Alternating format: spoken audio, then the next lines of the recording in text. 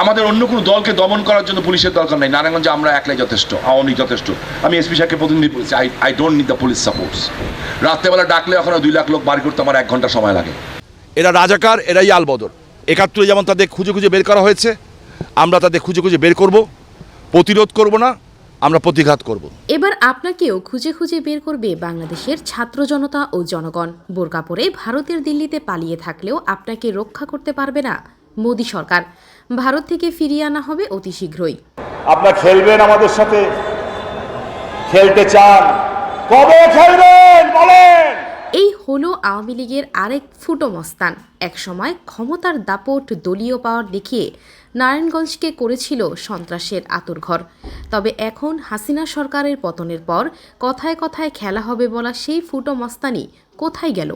কোন ইঁদুরের গর্তে গিয়ে পালালো এই শামীম ওসমান? পদ্মা সেতুর দুর্নীতি থেকে শুরু করে এমন কোনো অপকর্ম নেই যা করেনি এই শামীম ওসমান।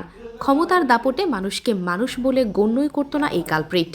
একসময় যে ব্যক্তি ছিল নারায়ণগঞ্জের ডন নামে পরিচিত, সেই শামীম ওসমান আজ কোথায় আত্মগোপনে? ক্ষমতার অপব্যবহার করে তিনি দেশে বিদেশে গড়ে তুলেছিল সম্পদের পাহাড়, কিন্তু এখন এই ডন কোথায়? স্বৈরাচারী হাসিনা পালানোর পর থেকে আওয়ামী লীগের ফুটো মস্তান নামে শামীম ওসমানকে, যাকে হুন্নে হয়ে খুঁজছে যৌথ বাহিনী, সারাটা জীবন মাস্তানি করে গেছে নারায়ণগঞ্জের ফতুল্লা ও সিদ্দিরগঞ্জে। ক্ষমতার দাপট দেখিয়ে করে বেরিয়েছে নানা অপকর্ম। কথায় কথায় গালমন্দ আর হুমকি ধামকি ছাড়া তো কিছুই বের হতো না তার মুখ থেকে।